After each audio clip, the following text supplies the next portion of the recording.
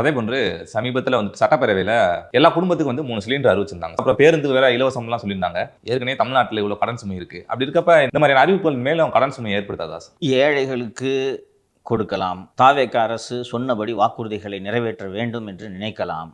ஆனால் தமிழகம் இருக்கக்கூடிய நிதி நிலைமையில் இவற்றுக்கெல்லாம் நீங்கள் எங்கிருந்து பணம் கொண்டு வர போகிறீர்கள் என்பது எனக்கு புரியவில்லை. திமுக அரசு வறுமை கோட்டில் கீழே இருக்கக்கூடிய பெண்களுக்கு மாதந்தோறும் 1000 ரூபாய் என்று அறிவித்துவிட்டு மின் கட்டணத்தை உயர்த்தினார்கள், சொத்து வரியை உயர்த்தினார்கள், எங்கெங்கெல்லாம் வரிகளை உயர்த்த முடியுமோ உயர்த்தினார்கள். தாவேக அரசும் அந்த தவறுகளை செய்து கொண்டிருக்கிறதோ என்று எனக்கு வருத்தமாக இருக்கிறது. எங்கே போவீங்க ஃபண்டுக்கு? சிலிண்டர் இன்னைக்கு விற்கிற விலையில் வறுமை கோட்டுக்கு கீழே இருப்பவர்களாக இருந்தாலும் கூட இதற்கான நிதிச்சுமையை எப்படி நீங்கள் சமாளிப்பீர்கள்? இப்போதுதான் மாடெக்ஸுக்கு அலுவாலியா தலைமையில் ரெவென்யூ ஆகுமெண்டேஷனுக்காக ஒரு கமிட்டியை போட்டிருக்கீங்க. அந்த கமிட்டி ரெவென்யூவை எப்படி இன்க்ரீஸ் பண்ணுறதுன்னு இதுவரை இடைக்கால அறிக்கை கூட தரவில்லை. அதற்குள் நீங்கள் திட்டத்தை அறிவித்துக் கொண்டிருந்தால் இதற்கு என்ன பொருள்? இதை எப்படி புரிந்து கொள்வது? சார், இப்போ போன தடவை டாஸ்மாக்ல லீக்கேஜ் இருந்துச்சு சார். கம்பெனிகள்ல இருந்து டைரக்டா யூசர் கிட்ட வந்துட்டு இருந்தது.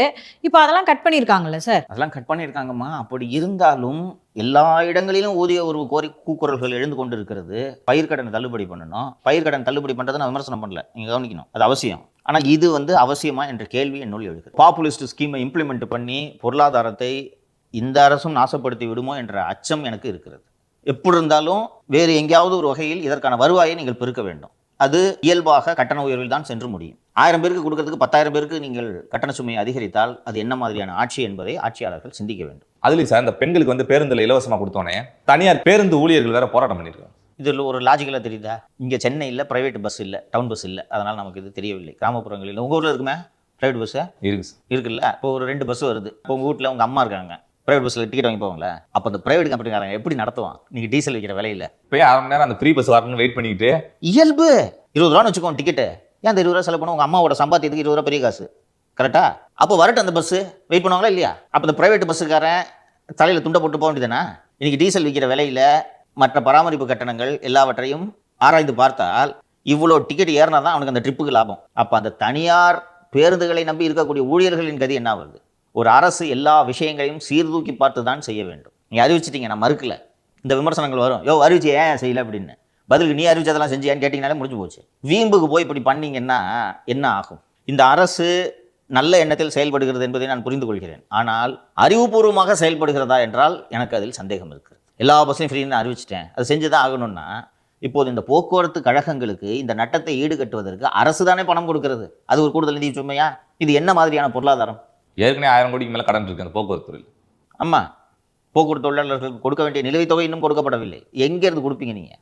அதை செய்தால் கூட பரவாயில்லை. ஒரு மகளிருக்குன்னு அந்த விடியல் பேருந்துன்னு விட்டாங்க இல்லை, பிங்க் பஸ்ஸு, அதில் இருக்கிறது ஓகே, புரிந்து கொள்ள முடிகிறது. அந்த பிங்க் பஸ் எப்போது வரும் என்று காத்திருந்து செல்வதை ஏற்றுக்கொள்ள முடிகிறது. அல்லது அந்த பிங்க் பேருந்துகளை, அந்த மகளிருக்கான இலவச பேருந்துகளை அதிகப்படுத்துங்கள், அதை புரிந்து கொள்ள முடிகிறது. சாதாரண பஸ்ஸு, டீலக்ஸ் லிமிடெட் ஸ்டாப் சர்வீஸ்ன்னு பிரத்யேகமாக வைத்திருக்கிறார்கள். சாதா பேருந்திலும் லிமிடெட் ஸ்டாப் சர்வீஸிலும் கட்டணங்கள் வேறுபாடு உண்டு இல்லையா? குறைந்த நிறுத்தங்களில் நிறுத்தக்கூடிய பேருந்துகளுக்கு கட்டணம் அதிகம், வேகமாக செல்லும் என்பதற்காக. அதுலேயும் ஃப்ரீனா அப்போ சாதா பஸ்ஸை எடுத்துருங்க. ஸோ அதிகாரிகளோடு ஆலோசித்து சீர்தூக்கி பார்த்து இது போன்ற திட்டங்களை இந்த அரசு செயல்படுத்த வேண்டும். எடுத்தேன் கவிழ்த்தேன் என்று செயல்படுத்துவது ஒரு நல்ல அரசுக்கு அழகல்ல. அவங்க கிட்ட ஏதாவது பிளான் இருக்கலாம் சார். இருக்கிற மாதிரி தெரியலம்மா. சரி, என்ன பிளான் சொல்லுங்கம்மா? எல்லா பஸ்லையும் ஃப்ரீமா. இப்போ இந்த ப்ரைவேட் பஸ் சொன்னானே தம்பி, அந்த ப்ரைவேட் பஸ் என்ன பிளான் சொல்லுங்க தெரிஞ்சுக்கோ. இல்லை, அந்த பிளானை நான் சொல்லலை. பொருளாதாரத்தை மேம்படுத்துவதற்கு இந்த மாதிரி இலவசங்கள் கொடுக்கறதுக்கு அவங்க கிட்ட ஏதாவது பிளான்? அப்படி இதையும் சேர்த்துங்க, எம்எல்ஏங்களுக்கு கார் கொடுக்கறதுக்கு என்ன பிளான் இல்லாமல் தான் நீங்கள் பொருளாதார வல்லுநர்களை வைத்து கமிட்டி போட்டிருக்கிறீர்கள். அவங்க அறிக்கையை தரட்டும், இவ்வளோ ரெவன்யூ வரும் என்று அந்த அறிக்கை வந்த பிறகு அந்த அறிக்கையின் அடிப்படையில் எனக்கு இப்போ 10,000 கோடி வருது, இந்த 10,000 கோடி நான் இப்படி செலவு செய்கிறேன் என்பதை என்னால் புரிந்து கொள்ள முடிகிறது. நான் ஏற்றுக்கொள்வேன், நான் எதிர்ப்பு தெரிவிக்க மாட்டேன்.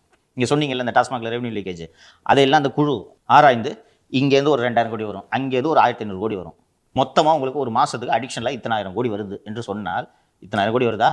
2 சிலிண்டர் தரேன், எல்எஸ்எஸ்ல மட்டும் ஃப்ரீ பண்ணுங்க, செருப்பு தகுந்த மாதிரி காலை வெட்டுறது. சார், அதே போன்று க்ளீன் எனர்ஜியை வந்து ஊக்குவிக்கிற மாதிரி 20,000 சார்ஜிங் ஸ்டேஷனை அமைக்க அரசு திட்டமிட்டிருக்காங்களா சார்? இது ஒரு நல்ல முன்னெடுப்பு தானே சார்? உலகம் முழுக்கவே பசுமை எரிசக்தியை நோக்கி பயணித்து கொண்டிருக்கிறது. ஃபாசில் ஃபியூவல்ஸோட பயன்பாடுகளை குறைக்க வேண்டும் என்று உலகம் முழுக்கவே அதை நோக்கி தான் பயணித்து கொண்டிருக்கிறது. அந்த அடிப்படையில் இந்தியாவிலும் மத்திய அரசு இதற்கான முன்னெடுப்பை செய்து கொண்டிருக்கிறது. இந்த இவி வெஹிக்கிள்ஸ், பேட்டரியில் ஓடக்கூடிய வாகனங்களுக்கு ஏராளமான கட்டண சலுகைகள் எல்லாம் வழங்கப்படுகின்றன. இப்போ ரொம்ப இந்த இவி வெஹிக்கிள்ஸ் பாப்புலர் ஆகாமல் இருப்பதற்கு காரணம் அந்த வாகனங்களை சார்ஜ் செய்வதற்கு சார்ஜிங் ஸ்டேஷன்ஸ் குறைவாக இருக்கிறது. குடியிருப்புகளில் கட்டிக்கொள்கிறார். இப்போ ஹைவேஸில் போயிட்டு இருக்கீங்க, திடீர்னு சார்ஜ் தீர்ந்து போச்சுன்னா எங்கே போய் சார்ஜ் பண்ணுவீங்க? பெட்ரோல்லாம் போட்டுக்கலாம் பங்க்கில். ஸோ இது போல 20,000 சார்ஜிங் ஸ்டேஷன்ஸை உருவாக்க போகிறோம் என்று எரிசக்தித்துறை அமைச்சர் திரு நிர்மல்குமார் அவர்கள் சட்டப்பேரவையில் அறிவித்தார். இப்போ இந்த பேட்டரி வாகனங்களுக்கும் சார்ஜிங் ஸ்டேஷன்ஸுக்கும் முக்கியமான மூலப்பொருள் என்ன? கரண்ட். சரிப்பா, கரண்ட் தான்ப்பா. இந்த கரண்ட்டை உருவாக்குறதுக்கு என்ன மாதிரியான Solar. மெட்டல் வேணும்? காப்பரு. காப்பர். இந்த மின்சார வாகனங்களின் பயன்பாட்டுக்காக 250% காப்பரோட தேவை கூடுதலாக தேவைப்படுகிறது என்று ஆய்வுகள் சொல்கின்றன.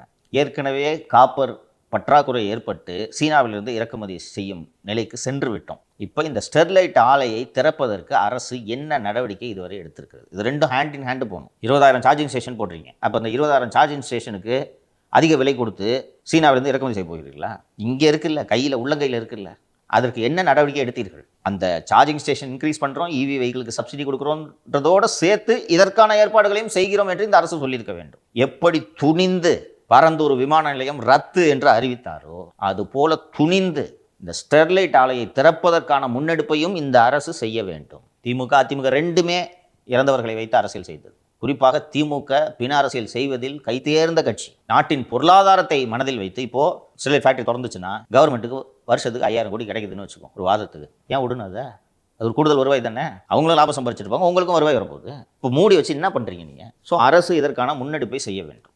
கிரீன் எனர்ஜியில் நீங்கள் காட்டுற அந்த ஆர்வத்தை அந்த கிரீன் எனர்ஜிக்கு அடிப்படை மூலப்பொருளான காப்பர் உற்பத்தியிலும் செலுத்த வேண்டும். புது ஃபேக்ட்ரி கட்டுங்க, காப்பர் ஸ்மெல்டர் கட்டுங்கன்ட்டு உங்கள்கிட்ட யாரும் சொல்லலை. இருக்கிறத திறந்தீங்கனாலே தானாக வரும். பல ஆயிரம் மக்களுக்கு வேலைவாய்ப்பு கிடைக்கும். வேலைவாய்ப்பு உருவாக்குறோம் நீங்கள் சொல்லிட்டு இருக்கீங்க. இல்லை சார், அவங்க தூத்துக்குடியில் வந்து ஏதோ காற்று மாசுபடுதுன்னுலாம் சொல்கிறாங்க. அதெல்லாம் ஆய்வு பண்ணிட்டு அவங்க திறக்கலாம். தாராளமாக பண்ணுங்க. அவங்களே இப்போ வந்து கிரீன் காப்பர் என்ற புது கான்செப்டோடு வந்து விட்டார்கள். அதை ஆய்வு செய்து மக்களோட மனக்குழப்பத்தை நிவர்த்தி பண்ணிட்டு பண்றதுல என்ன சிக்கல்?